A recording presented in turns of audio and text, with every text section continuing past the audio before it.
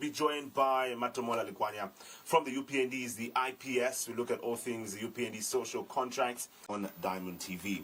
Now we continue focusing on what happened this week. And this week, Wednesday, the News Diggers newspaper carried out a story quoting the UPND Secretary General, Batuka Mende, with the headline reading, "We didn't sign a contract that we will employ you after forming government." Mr. Mende has since responded by claiming that he was misquoted. This was received with mixed reactions from the public, especially from those who have been expectant of jobs, particularly the youth. This and related issues are what we'll be reviewing with the UPND Lusaka District Information and Publicity Secretary, Matomola Likwanya, who is joining us in studio this morning. Good morning, welcome to the Weekend Marathon. Good morning, comrade, and good morning to our viewers. Exciting to be here, comrade. You guys are looking smart.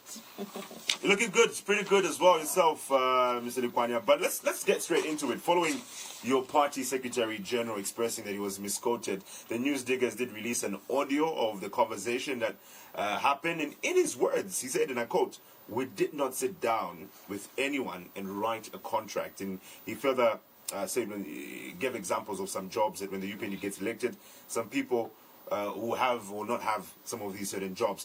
What is your understanding of his statement in general? Well, thank you so much. One thing that is exciting about this story, comrade, is that my name was mentioned by the News Diggers journalist. I couldn't really figure out what she was trying to talk about, but when you hear the audio that was posted, it starts with my name, like these youths, Matomola, something. So I was wondering what is happening, whether we had a conversation with that journalist or not. But in a nutshell, the issue is that the SG of our party was right when he said we did not sign individual contracts. He was misquoted by that journalist. The position, the correct position of that was that when we were campaigning, there was never a letter that was written to individuals to say, Chimweka, when we win, you are going to become an ambassador, so here is the paper, take it home. When you win, come and say, you told me that I'll become an ambassador. We were never given offer letters to say, Matomola, when we win, you will be the PS for the Minister of Youth. But what we know, and what the members of the public know, is that there was a social contract that was signed for and on behalf of the Zambian people, especially with a lot of concentration on the youth. So there was a concentration on the youth. That social contract was in public domain.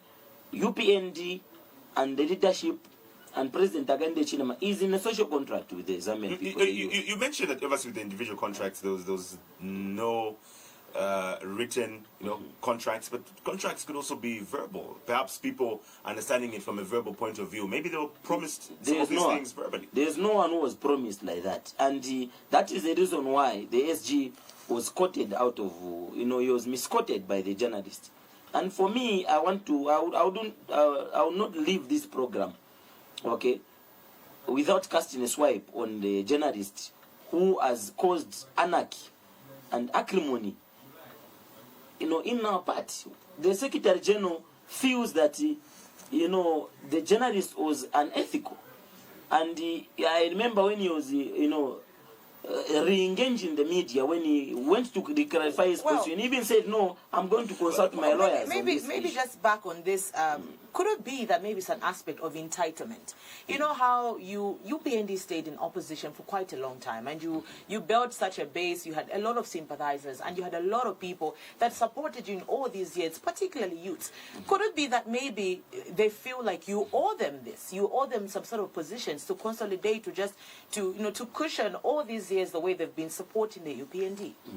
Yes, what I'm saying is that what we are saying as a party is that there is a deliberate program aligned in different ministries of supporting youths. Youths have not been neglected because that social contract was a very decisive contract where the president was affirming his commitment to fulfilling, one, that which is written in our party manifesto, two, to affirm his commitment to creating jobs for the youths. Not that there was an individual who was given a paper to say, look, this is a paper we have given you. The moment we win, you are going to become the MD for ZESCO. And I want to tell you here that on this program, there are many empowerment programs that have been created. There's increased allocation of CDF. Okay, there are jobs. Teachers will be deployed. Policemen next month will be deployed. Health workers will be deployed. As I'm speaking to you, comrade, over 1,000 shops, okay, have been given, okay, to people, youths who are business minded in the new market, city market. They are attending interviews right now. That is a form of empowerment we are talking about. I also want to update the nation that as we are speaking right now, the government of the Republic of Zambia is giving out free land. You can get in touch with me if you don't know how you can access this land. Under the Ministry of Youth, it is under the resettlement scheme.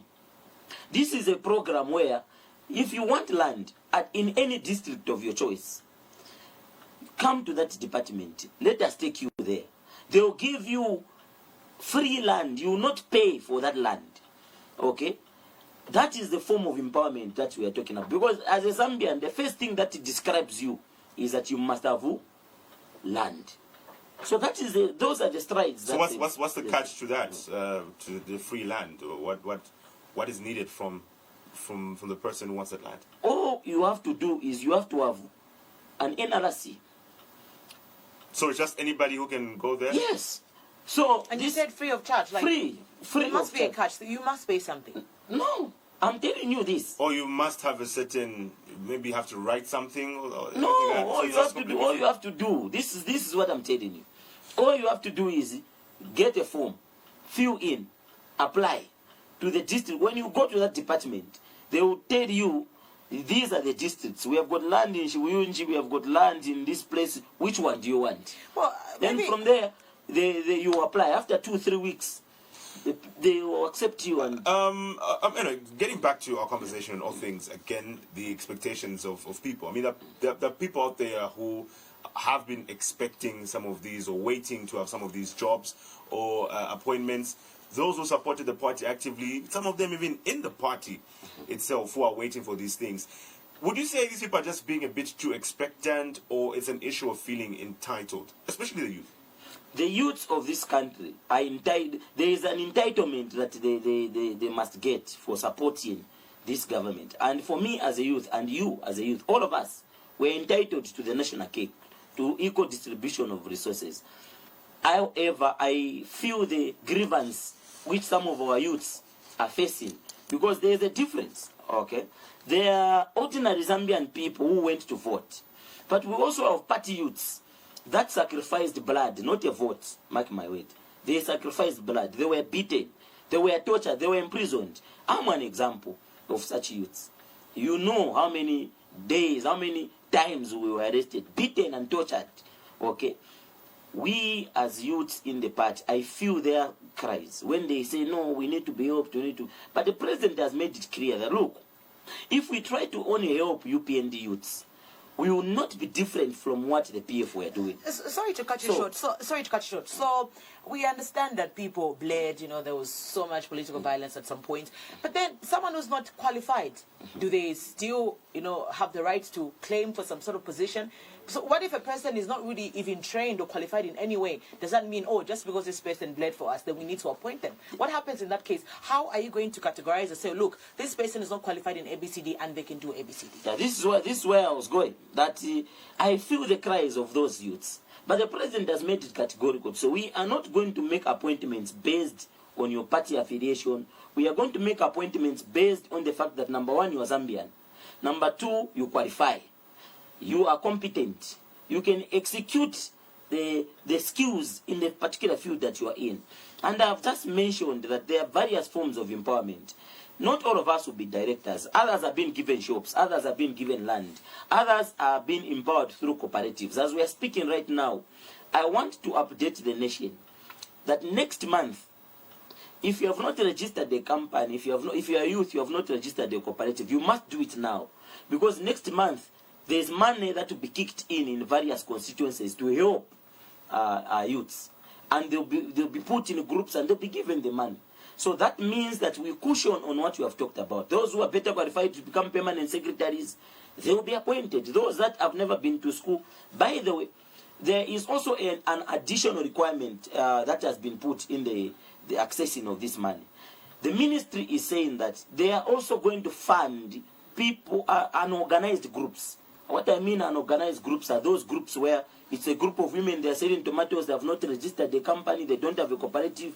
But when the ministry assesses that what they are doing is okay, they will be funding.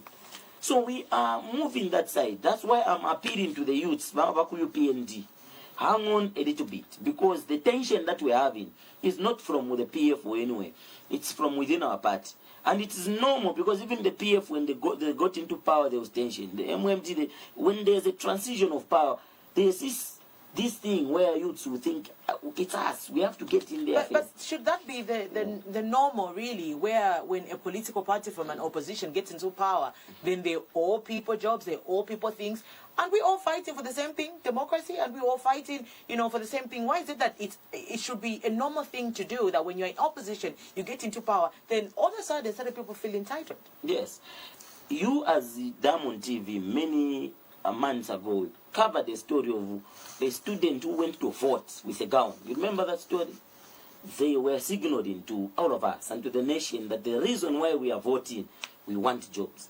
I'm telling you that 70% of the youths that voted because they needed empowerment. They needed jobs. That is why the government of the day owes the Zambian youths jobs. It must always be like that, because for you to develop a country, production is one of the hallmark of development. If the country is not productive through youths having jobs, then you cannot develop. So we are moving in the agenda of supporting youths, and it is our responsibility. We owe the Zambian people as UPND, because we signed that social contract and said we'll give you jobs. So far, there are millions of jobs that will be provided going forward, because there are industries that are going to be revamped. For example, as you come in, comrade, timber. Right now, sometimes next month, youths will be given timber licenses to export timber. And they are saying Chinese are going to partner with the Zambian youth.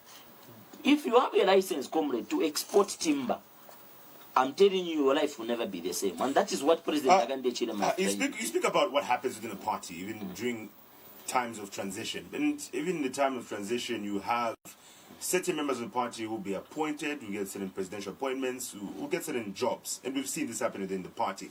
But as members of the party structures, what has it been like for you interacting with some of these senior members, especially those who've gotten those presidential appointments? How has it been from the lower structures of the party interacting with those who have now recently been appointed? The interaction has been good, but however, I want to be on record once again. I don't hide these things, that there are some permanent secretaries that have decided not to pick up phone calls. Some. And I want to appeal to some permanent secretaries and ministers who are not picking up phone calls when the people call. You are elected by appointed by the president, and the president was elected by the people. So if you decide not to pick up a phone from a party leader or from citizens of this country, then you are bringing developments backward. The major challenge that we have found with some of those that decide to go against the presidential directive is the matter of communication. We are appealing to district commissioners, members of parliament, ministers, please can you get in touch with the people, because your lack of communication with the people, not picking up phone calls, you are decampaigning the president. As we report to the UPND, which he provided HH as our president, we wouldn't want the president to be decampaigned because of you as a permanent secretary who is not picking up phone calls. There has been a very good communication so far. I think you have seen with the Minister of Youth who has been moving around the country, launching programs of empowerment and so forth and so on. But I want to take this opportunity on this platform to say that youths of Zambia must not take the law in their own hands by summoning directors of government institutions and calling them to harass them. There is this trend, Comrade Chimwe, where youths, some from within our party and others from outside our party, who have been harassing government officials by calling them to say, no, you were in PF, so you'll be fired. You'll be fired because we know you were in PF. I want to encourage and to tell those youths let us allow the law enforcement agencies to take its course. There are investigative wings like ACC, Drug Enforcement Commission, Financial Intelligence Center, the Zambia Police. Those are the ones that are in charge of executing such functions. So if you know that there is a director or there is a procurement officer who was a PF person, he was wearing PF regalia, he went against his profession, report such a one to investigative agencies.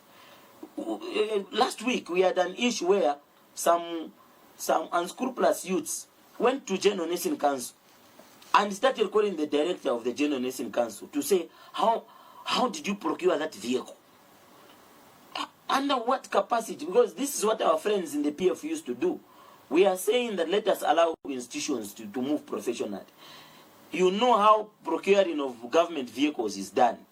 Minister of Works and Supply is the one that is responsible for procuring government vehicles. If I have seen that a tender was awarded to a particular person in a certain institution and they didn't follow the tender procedure, it's not me to call the director of that institution and say, why did you give that tender to your girlfriend? It shouldn't be like that. It must be that we must follow the law and use the right channels. So I'm appealing to the youths of this country. Let us move according to the laws, not to move by impulse, political impulse. No. Mr. Likwanya, thank you so much for joining us on the Weekend Marathon today. Thank you so much. We'll be joined by the Lusaka District Information and Publicity Secretary in Matomola, Likwanya, and we'll be looking at what's happening from the week and the issues around that. And we still have more coming up on the Weekend Marathon. We're still expecting the Human Rights Commission chairperson joining us in a bit, plus winning. And winning does continue. Free food, free rides, courtesy of the Twin Share application when we get back.